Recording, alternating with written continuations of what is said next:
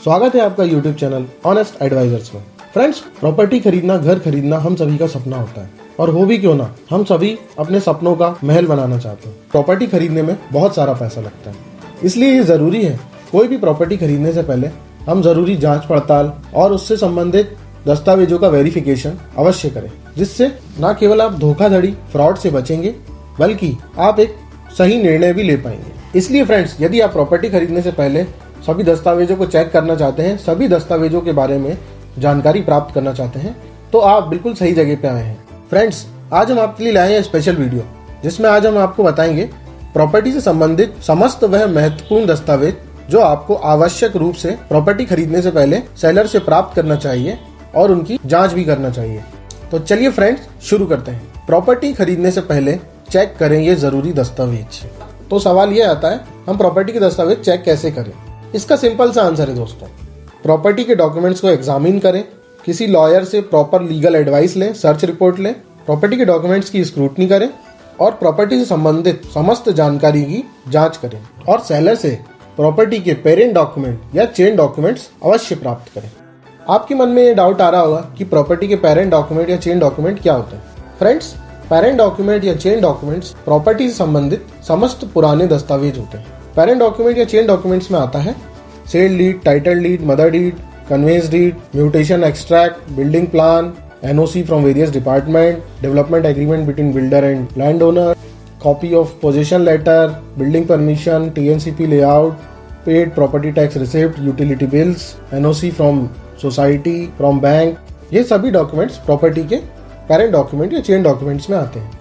इसलिए दोस्तों, प्रॉपर्टी खरीदने से पहले आप ये सभी पेरेंट डॉक्यूमेंट और चेन डॉक्यूमेंट अवश्य प्राप्त करें। सबसे पहला जरूरी दस्तावेज जो आता है दोस्तों, वह है टाइटल डीड या lease deed. Friends, title deed property के ओनरशिप का प्रमाण है। टाइटल डीड यह बताता है कि जो विक्रेता है, सेलर है, उसके पास प्रॉपर्टी का ओनरशिप है भी या नहीं।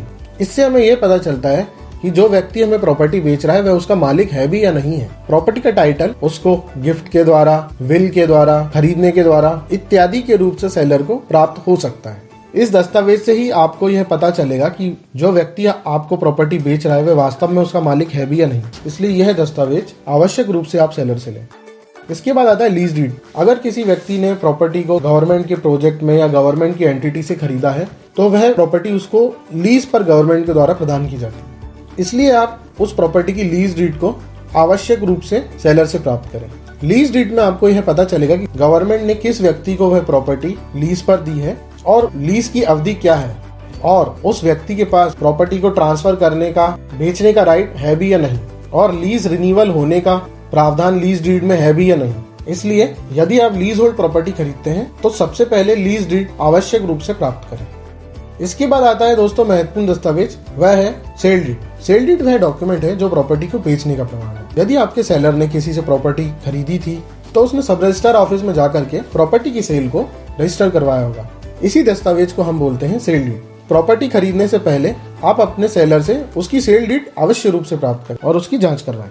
प्रॉपर्टी खरीदने से पहले ओरिजिनल दस्तावेजों का वेरिफिकेशन। फ्रेंड्स, प्रॉपर्टी खरीदने से पहले आप सेलर के original sale deed, original title deed, original lease deed आवश्यक रूप से देखें। आपको इससे ये मालूम पड़ जाएगा कि सेलर के पास ओरिजिनल दस्तावेज उपलब्ध है भी या नहीं और उसने कहीं प्रॉपर्टी को मॉर्गेज तो नहीं किया है, गिरवी तो नहीं रखा है। इसके बाद आता है दोस्तों search report, encumbrance certificate. Property के समस्त दस्तावेज प्राप्त करने के बाद आप उस प्रॉपर्टी की लोकल सब रजिस्ट्रार ऑफिस में सर्च वकील के द्वारा, एडवोकेट के द्वारा आवश्यक रूप से करवाएं। इससे आपको यह पता चलेगा कि वह व्यक्ति जो आपको ये प्रॉपर्टी बेच रहा है उसके पास कंप्लीट ओनरशिप है भी या नहीं और उस व्यक्ति ने उस प्रॉपर्टी को किस प्रकार से प्राप्त किया था, एक्वायर किया था। यदि उस व्यक्ति के पास प्रॉपर्टी की ओनरशिप नहीं है तो क्या उसके पास कोई एग्रीमेंट है या पावर ऑफ अटॉर्नी है उस प्रॉपर्टी को बेचने के लिए? ये सारी जानकारी आपको सर्च रिपोर्ट के माध्यम से ही प्राप्त होगी। इसके बाद आता है दोस्तों verify the identity of the seller, broker and property agent. दोस्तों, प्रॉपर्टी खरीदने से पहले आप सेलर की आइडेंटिटी को अच्छे से कंफर्म कर लें। इससे हम फ्रॉड से, धोखाधड़ी से बच सकते। इसलिए प्रॉपर्टी खरीदने से पहले उसके मालिक का या प्रॉपर्टी एजेंट का पूरा ब्यौरा रखें। Conversion of land, diversion, land use permission and TLCP layout. Friends, property का diversion from agricultural land to residential land होना बहुत जरूरी है, क्योंकि इससे हमें पता चलता है कि प्रॉपर्टी खेती की जमीन से चेंज होकर रहवासी में आ चुकी है या व्यावसायिक में आ चुकी है। क्योंकि इसके बाद ही आपको कलेक्टर कार्यालय से या फिर नगर निगम से सारी अनुमतियां प्राप्त होती हैं। इसके बाद आपको कॉलोनी का master plan, town and country planning से लेआउट लेकर उसे आवश्यक रूप से देख लेना चाहिए। इससे आपको पता चलता है कि जो प्रॉपर्टी आप खरीद रहे हैं वह लेआउट पर रेसिडेंशियल प्लॉट है, कमर्शियल प्रॉपर्टी है, इंडस्ट्रियल प्रॉपर्टी है या कोई पब्लिक के लिए एरिया रिजर्व तो नहीं है। इसलिए लेआउट को भी आवश्यक रूप से चेक करें। फिर आप देखिए कंस्ट्रक्शन अप्रूवल्स। कंस्ट्रक्शन अप्रूवल्स मतलब कि नगर निगम से मकान बनाने की, बिल्डिंग बनाने की जो परमिशन बिल्डर ने या सेलर ने ली है वह वास्तविक है या नहीं, या उस जगह पर कितने बिल्टअप एरिया की परमिशन मिल रही है, वहाँ का फ्लोर एरिया रेशियो FAR क्या है।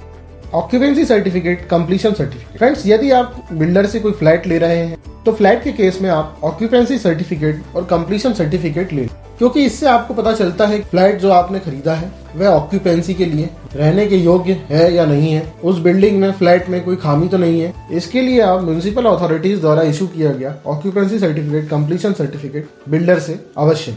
Status of tax payment utility bills. हमारे देश में प्रॉपर्टी पर गवर्नमेंट द्वारा प्रॉपर्टी टैक्स लगाया जाता है और प्रॉपर्टी टैक्स नहीं भरने पर पेनल्टी भी लगती है। इसलिए आप प्रॉपर्टी खरीदने से पहले सेलर से पुराना सारा प्रॉपर्टी टैक्स क्लियर करवा और उसकी रसीद प्राप्त कर अपने पास रख लें। इसके बाद आप प्रॉपर्टी के सारे यूटिलिटी बिल्स भी क्लियर करवा लें, जैसे कि electricity bill, water bill, maintenance expenses इत्यादि, और उसकी रसीद प्राप्त कर अपने पास रख लें।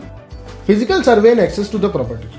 फ्रेंड्स, प्रॉपर्टी खरीदने से पहले या बुक करने से पहले आप एक बार लोकेशन पर जाकर प्रॉपर्टी की लोकेशन देख लें, एक्सेसिबिलिटी देख लें, आने जाने का रास्ता देख लें और आसपास के सराउंडिंग का डेवलपमेंट या होने वाले डेवलपमेंट को ध्यानपूर्वक देख लें। और प्रॉपर्टी खरीदने से पहले एक बार उसका मेजरमेंट, माप अवश्य करा लें। इससे आपको प्रॉपर्टी के डायमेंशंस को लेकर के क्लियरिटी रहेगी और आप प्रॉपर्टी को फिजिकली भी डॉक्यूमेंट्स से टैली कर सकते हैं। No objection certificate from bank, municipal authorities and society. Friends, no objection certificate लेना इसलिए आवश्यक है क्योंकि इससे पता चलता है कि बैंक को, म्युनिसिपल अथॉरिटी को या सोसाइटी को हम जो प्रॉपर्टी खरीद रहे हैं उसमें कोई आपत्ति तो नहीं, या इन संस्थाओं का उस प्रॉपर्टी पर कोई बकाया, मॉर्टगेज या कोई डिस्प्यूट इत्यादि तो नहीं है। इसलिए NOC आप आवश्यक रूप से प्राप्त करें। Possession certificate, share certificate. यदि आप बिल्डर से कोई फ्लैट खरीद रहे हैं तो पोजेशन सर्टिफिकेट, शेयर सर्टिफिकेट आवश्यक रूप से बिल्डर से प्राप्त करें। इससे आपको उस बिल्डिंग में पोजीशन मिलेगा और आपको बिल्डिंग में मिलने वाली शेयर होल्डिंग का भी पता चलेगा। Power of attorney. फ्रेंड्स, कई बार प्रॉपर्टी का मालिक प्रॉपर्टी को सेल करने के लिए किसी अन्य व्यक्ति को पावर ऑफ अटॉर्नी दे देते हैं, किंतु इस पावर ऑफ अटॉर्नी की बारीकी से जांच करना चाहिए और प्रॉपर्टी के मालिक से इसको आपको कंफर्म करना चाहिए, ताकि पावर ऑफ अटॉर्नी के द्वारा होने वाले ट्रांजैक्शन से, धोखाधड़ी या फ्रॉड से आप बच सकें। No objection certificate from collector office. Friends, हमने कई बार सुना है किसी व्यक्ति ने कहीं पर प्रॉपर्टी खरीदी और बाद में पता चला कि वह जमीन सरकारी जमीन निकल गई। तो फ्रेंड, इन सब चीजों से बचने के लिए आपको प्रॉपर्टी खरीदने से पहले यह पता करना है कि प्रॉपर्टी गवर्नमेंट लैंड तो नहीं है, शासकीय भूमि तो नहीं है। इसके लिए आपको बिल्डर से या सेलर से कलेक्टर ऑफिस द्वारा इशू किया गया नो ऑब्जेक्शन सर्टिफिकेट प्राप्त करना होता है।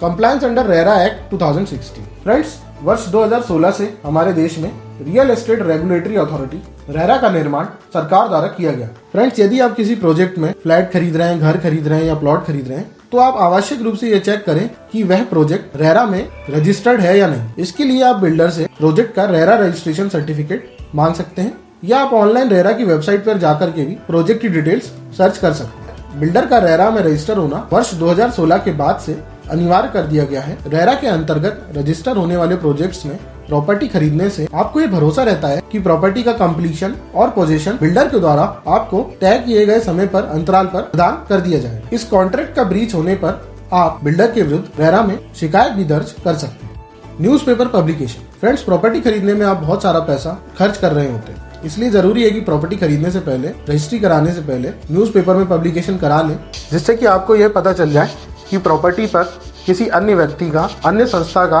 कोई ऑब्जेक्शन, कोई बकाया या कोई डिस्प्यूट तो नहीं है। इसलिए आप न्यूज़पेपर में पब्लिकेशन आवश्यक रूप से करा लें। तो फ्रेंड्स, ये थे कुछ जरूरी दस्तावेज जो प्रॉपर्टी खरीदने से पहले आपको जांच कर लेना चाहिए, जिससे आप धोखाधड़ी से बच सकते हैं। इससे आपको पीस ऑफ माइंड और सेंस ऑफ सिक्योरिटी दोनों ही महसूस होगा और आप एक अच्छा डिसीजन ले पाएंगे। फ्रेंड्स, आशा करता हूँ आपको ये वीडियो पसंद आया होगा। अगर आपको ये वीडियो पसंद आया है तो प्लीज़ हमारे चैनल को सब्सक्राइब करिए और इस वीडियो को लाइक करिए और अपने फ्रेंड्स के साथ शेयर करिए। आपका सपोर्ट हमारी इंस्पिरेशन के लिए बहुत ज़रूरी है। तो थैंक यू फ्रेंड्स, मैं मिलता हूँ आपसे नेक्स्ट वीडियो में। Good bye.